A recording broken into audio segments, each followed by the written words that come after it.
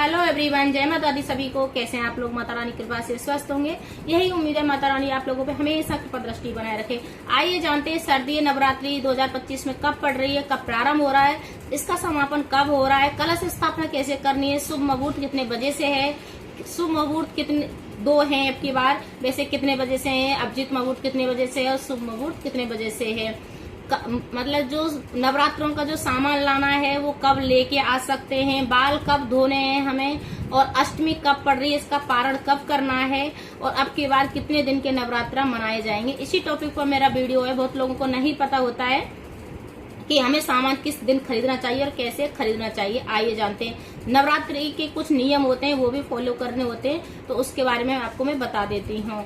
सबसे पहले शारदीय नवरात्रि 2025 में 22 सितंबर से प्रारंभ हो रही है और 2 अक्टूबर का इसका समापन हो रहा है।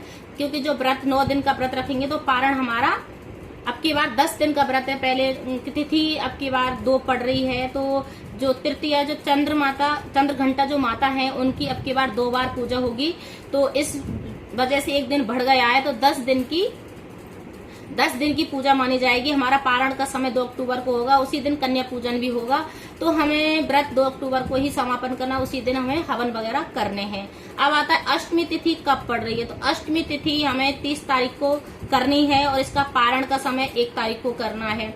और सबसे मेन चीज होता है कि जो व्रत रखते हैं उस तारीख में, तो किस तारीख को हमें अष्टमी पड़ रही है, किस दिन नवमी पड़ रही है। तो बहुत लोग 22 तारीख का भी व्रत रखेंगे, बहुत लोग मतलब लास्ट में जो 1 तारीख होती है नवमी तिथि का भी व्रत रखते हैं, बहुत लोग अष्टमी का भी रखते हैं। तो बहुत लोग आगे पीछे के जो व्रत करते हैं तो उनको कैसे कर सकते हैं। आपकी जैसे 22 का 30 का व्रत रख सकते हैं और नवमी को कन्या पूजन कर सकते हैं। अब आता है हमें कलश और मिट्टी कब खरीदनी चाहिए। तो अब उस दिन रविवार पड़ रहा है, जो पितृ अमावस्या उस दिन समापन होगा। तो उसके बाद हम सारे लोग ही लेके आते हैं सामान। ऐसा नहीं है पितृपक्ष में हम सामान नहीं खरीद सकते हैं, माता रानी का सामान हम खरीद सकते हैं। तो शुक्रवार भी पड़ रहा है और शनिवार भी पड़ रहा है, तो कलश और मिट्टी उस दिन ले सकते हैं। रविवार को कलश और मिट्टी नहीं खरीदना चाहिए, इस बात का आपको विशेष ध्यान रखना है। बहुत लोगों को नहीं पता होता है कि रविवार के दिन हमें कलश और मिट्टी नहीं लेनी चाहिए। अब बहुत लोगों को नहीं होता है इस चीज का पता। और फोटो जो फ्रेम होता है हमारा, जो माता रानी का हम फोटो लेके आते हैं या मूर्ति लेके आते हैं, वो कौन सी फोटो फ्रेम होनी चाहिए। तो वो फोटो फ्रेम हमारा जो शेर का जो मुख होता है वो खुला होना नहीं चाहिए, वो बंद मुंह वाला होना चाहिए, जिससे क्या माता रानी की कृपा दृष्टि बनी रखे और वो हमारे घर के लिए अच्छी मानी जाती है। जो बंद मुख वाली हम लेके आते हैं, खुला वाला हमारे लिए सही नहीं रहता है, तो इस बात का भी विशेष ध्यान रखना है। और उस दिन गंगा जल लेके आनी है। तो गंगा जल से क्या, अमावस्या की जो तिथि है उसको समापन पितरों को विदा करने के बाद हमें अपने घर की साफ सफाई करनी है, क्यों माता रानी का आगमन होने वाला है, और अपने मंदिर की साफ सफाई करनी है। पूरे घर को गंगा जल से छिड़कना है, साफ सफाई करके मंदिर को साफ सफाई करना है। फिर हमें कलश मतलब पीतल का भी ला सकते हैं, मिट्टी का भी ला सकते हैं और तांबे का भी ला सकते हैं, जिसकी जैसी सामर्थ्य उस हिसाब से ला सकते हैं। पर मिट्टी का कलश सबसे अच्छा माना जाता है, तो मिट्टी का कलश लाएं तो सबसे अच्छा माना जाता है। जैसी जिसकी सामर्थ्य, जैसी जिसकी इच्छा है वो इस हिसाब से ला सकता है, पर संडे के दिन नहीं लाना चाहिए कलश।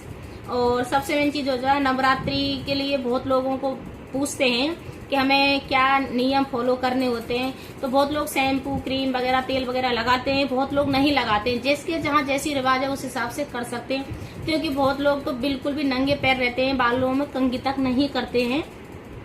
और क्योंकि अब आजकल बाहर रह रहे हैं तो लोग अच्छे भी नहीं लगते हैं, कहीं मंदिर का दर्शन करने जाते हैं तो लगाते हैं क्रीम वगैरह और शैम्पू वगैरह करते हैं। तो आपके सामर्थ्य और आपकी श्रद्धा के अनुसार आप कर सकते हैं। और माता रानी का स्वागत हमें धूमधाम से करना है, तो इसकी अच्छे से तैयारी करनी है, फूल वगैरह लगाने, कलश की स्थापना करनी है। और जैसे कलश का शुभ मुहूर्त कितने बजे से है, तो शुभ मुहूर्त 6:09 पे प्रारंभ हो रहा है और 8:05 तक का इसका समापन होगा। तो इस बीच में आप कलश स्थापना कर सकते हैं। और जो अभिजीत मुहूर्त है वो 11:49 पे प्रारंभ होने वाला है और 12:38 पे इसका समापन हो जाएगा। तो जो आपको बेस्ट लगे उस मुहूर्त में आप कलश की स्थापना कर सकते हैं, माता रानी का आगमन कर सकते हैं। अब आता है कि हमें बाल कब धोने चाहिए।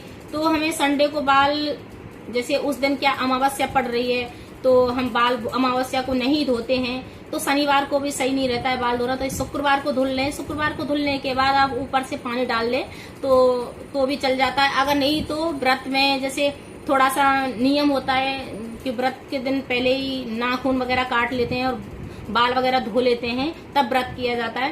नहीं तो उस दिन भी आप जब सुबह माता रानी का आगमन करेंगे तब भी हम शैम्पू करके बुला सकते हैं, क्योंकि हमें प्याज लहसुन खा लेते हैं, बहुत लोग नहीं खा रहे हैं, पितृपक्ष में बहुत लोग खा लेते हैं, तो हमें शैम्पू तो करना होता है। इस प्रकार से आप कर सकते हैं। उसमें थोड़ी सी हल्दी लगा ले अपने बालों में या दही लगा लें, तब आप बाल धुल सकते हैं। जो दोष होता है वो निकल जाता है, इससे हमारा दोष से हम बच जाते हैं। अब आता है कि बहुत लोगों का जैसे किस किस दिन हमारा व्रत का समापन होगा, पारण होगा। तो जो अष्टमी का व्रत रखेंगे 30 तारीख को, वो 1 तारीख को पारण करेंगे, और जो 9 दिन का व्रत रखेंगे, अब की बार 10 दिन का है, तो 22 तारीख से लेके हमें 2 अक्टूबर तक व्रत रखना है, और उस दिन हमें व्रत का पारण करना है और कन्याओं का पूजन करना है और माता रानी को विदा करना है। तो हमें 2 अक्टूबर तक का पूरा करना है। इस बात का विशेष ध्यान रखना है कि हमें क्या क्या नियम फॉलो करने हैं।